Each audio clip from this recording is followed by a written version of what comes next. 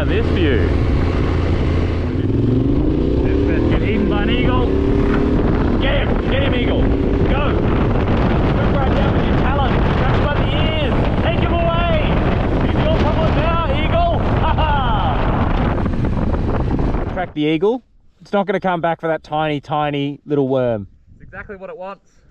I want something far bigger. It almost went me, mate. What? The eagle or the... Yeah, the eagle. Absolutely. Or the one-eyed snake? Oh, a bit of both. Hello, good morning. We're roughing it once again. A lot of that is true. We are coming to you on day number 14 to talk about day 13. We are at Antidote Kitchen in the Clare Valley. It's delightful. Recommend coming here if you have an opportunity. We made it to Clare. We're also outside, so we're going to try and speak up, and if there's any large traffic movements, we might try and fade them out. But apologies if the sound quality is or leaves a little bit to be desired.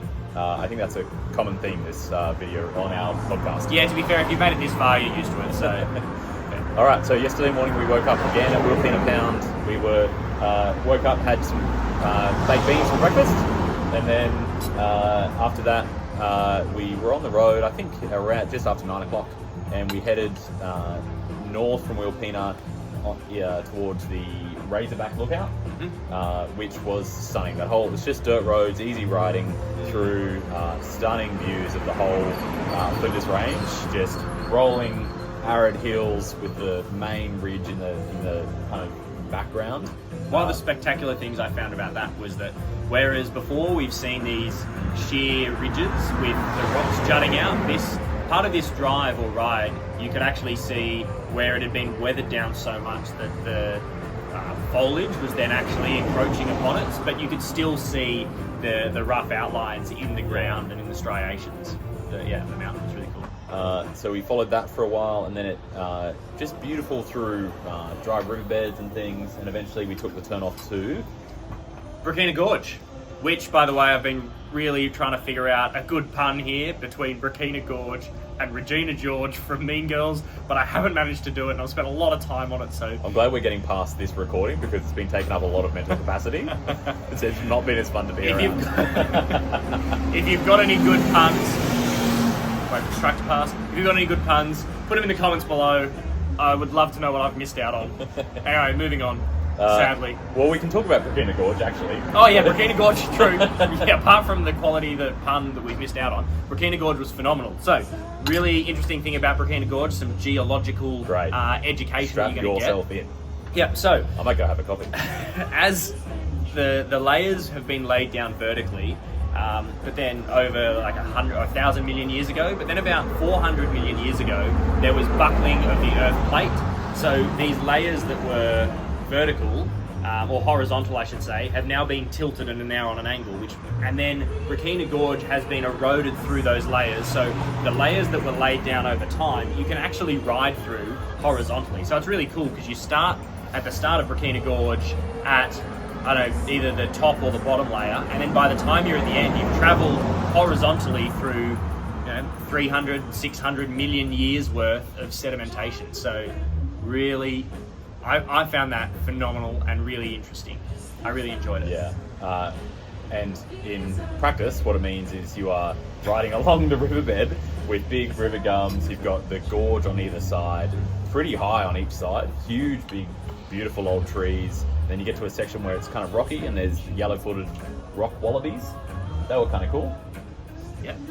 They were hopping around the place. We tried to get some really photos. interesting colours. Yeah. I didn't realise kind of rock wallabies. Yeah, stripy tails. It was kind of like a kangaroo met a wallaby. No, actually, I should say a wallaby met the Tasmanian tiger. Yeah, that's true. Jumped in a paint bucket. Yeah. So we got to the end of the gorge, turned around, came back up the riverbed. It was pretty hot by this point. We had a bit of a break, and then headed, I guess, east out of the park slowly back towards the main road that goes to Blindman, and then we took a right. People did tell us to go to Blindman, we just didn't have time, and then we took a right back past Wilpena on that road, which was again views of the ranges, we came across another wedgetail that was just on the side of the road. Ah, that was cool. And hopefully we've got good footage of that. We haven't seen it yet. If we have, we'll put it up now. But Zeb went back, I went back to find him, and then it eventually, I don't think we startled it, we just got out of the way. It's just like, I've had enough of you guys and done with your I'm not scared. Yeah, I'm absolutely not scared. And then it kind of took off, and Zeb followed it for a while. And then I think he got, from my perspective, it looked like it got sick of you and stalled, and like its talons came down. And I thought, yes, it's going to get him by the shoulders and carry him away. I'd just say post him to Canberra. That was cool. And then, and then after that, after we got out of Flinders Ranges, we took the RM Williams Way, which was actually, it goes all the way to Clare, and it's just through really old grazing farm country. Felt like a wheat belt in WA, lots of crop kind of land, and then really old buildings, ruins of churches and farmhouses. Really beautiful. Yeah, tiny towns that have been there since early Australia that are still going, that are holding on. A lot of history. Yeah, just holding on. Little communities which, in the words of one of the shopkeepers, are thriving. Very vibrant community. All four of them get together once a month. Yeah, to review the swimming pool rules. Which we got the full lowdown on. Yeah, there was actually really only 2 rules, which was, we've got to maintain it between March and April, and the Ururu Council does it before then. Ururu. The Ururu Council. A lot of vowels. And the other one is that there has to be 2 people over 18 years of age in the swimming pool area, including in the pool, if you want to use it. So now you've all inducted, you're free to swim in the Carrington pool. Yeah. So we did stop at Carrington. And we went to the general store that had a big open flag sign, a big open signs for flags out the front. We thought, okay, great. And then it looked closed, and we went in, and there was a little tiny toy poodle called Jack that greeted us. That was very lovely dog. Jack. It was a normal dog. Lovely dog. And then we went in and met Trish. Trish has moved there 12 or 18 months ago, and I don't know. This place was a general store, somewhere the only place to get food, Petrol station, post office. You did everything. It felt like she was the only person in the community, except a few other people did come in for various admin items, milk and cigarettes. And she made us the world's slowest toasted sandwiches while tending to the other customers. And we got our whole life story, which was actually kind of fun. It took an hour to So consume long. 4 ham, cheese, tomato toasted sandwiches. To make and consume. Zeb had made it very clear he wanted to get here to Clare mid-afternoon, so we made a few sacrifices earlier in the day about different viewpoints we wanted to go to. Just so that we could to spend shave more off time at minutes, Carrington. which we then entirely blew, waiting for an hour and a half for our toasted sandwiches talking to Trish. Yeah. And then from there it was pretty easy riding. We arrived here at Clare about 4:30 in the PMs, and then we wanted to just sneak in a bit of a cellar door experience to really know that Celebrate the we arrival. made it. So the one that was open that we went to was Greg Cooley Wines. Yeah. We had Greg himself give us a little rundown. Greg was great. If you got time, go to Greg Cooley Wines. A lot of fun. Nice wines, good venue. Great wines. He was very generous with his time and tastings at the end of the day. And then, luckily, the Airbnb happened to be their friends, of course, 200 metres down the road. So that was good. We checked in, and just a good little reset, I think. Being here, we then went to, there's bikes at the Airbnb, we rode down the hill, pub trivia was on. The worst pub trivia, I shouldn't say that so loudly, but honestly, the worst pub trivia I've ever been to. There was one guy that had the personality of a wet sock. Did it on your phone, and that was about it. At one point towards the end we were coming second, but then we bet all of 25% of our points on the final round, question. and then suddenly we were 7th. So then we left. actually for the final round. we didn't stay for last round. So here we're going to wash a bit of gear, reset. We had hoped to hire a tandem bike today in order to do some the Riesling Trail on the old railway track. Not sure yet whether we can make that happen.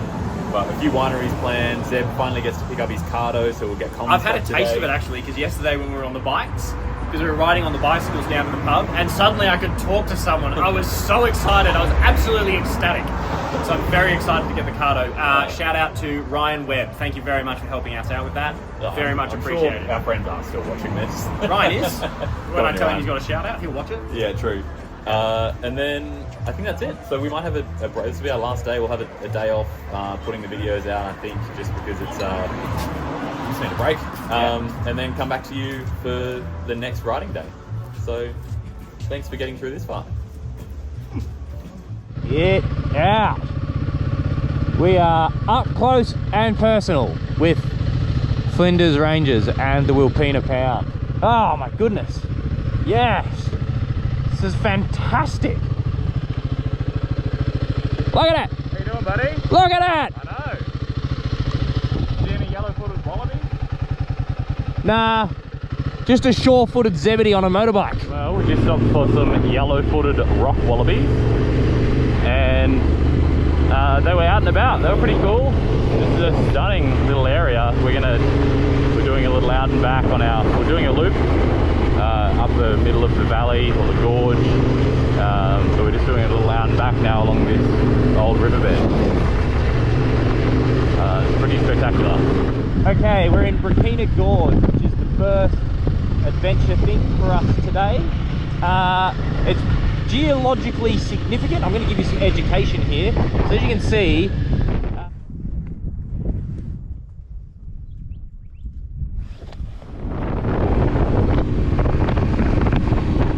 In every direction, it is magnificent. what are these things? Are they like little pumpkins? Oh my god, are they little pumpkins? They're little pumpkins! Oh my god! That's ridiculous! What are they doing here? Are they pumpkins? Wow.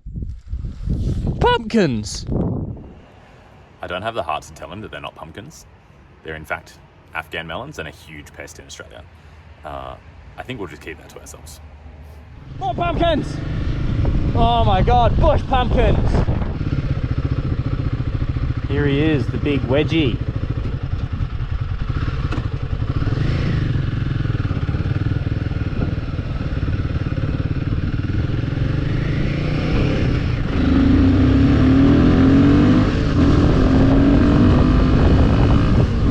Yeah! Look at him! Ah!